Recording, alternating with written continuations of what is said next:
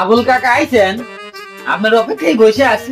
হ্যাঁ ছোট, আসলাম। তোমার কথা মনে হয়েছিল, তোমার কথা মনে হয়েছে, সেই কারণে চলে এলাম। চিনতে আছি আবুল চাচা, ওই মসুরির বাড়িতে যে গরুটা চুরি হয়ে গেল, এর পিছনে কি কারো তো হাত মাত না? এটা তো এই গরিব মানুষের গরু কিরা লিবি কোন দেখি চাচা আপনি, আপনার মতামতে কি? আমি তো কিছু বুঝি না, সূত্র তো অবশ্যই আছে। ওই বিষয়টা নিয়ে ছোট, কালকে আমার কিন্তু ঘুম হয় নাই। তুই কি ওদের হাতে কিন্তু জড়িত মরিত আছিস নাকি ছোট? কি কর আবুল চাচা, আপনার এইগুলো কি মানায়? বলেন আমি একটা ভালো ছেলে, আপনি তো জানেন এই সব বিষয়ে, কিন্তু আপনার সাথে আমি চলাফেরা করি, আপনি যদি আমাকে কথা কন তাহলে তো আপনি কি কি কব, আপনি সম্মান করি, আপনার চাচা না? সেটা তো জানি, তুই আমার সাথেই থাকিস, কিন্তু সেটাই তো বয়ের ব্যাপার, সেটাই তো ব্যাপার। তোর তো হাত মাত নাই ছোট।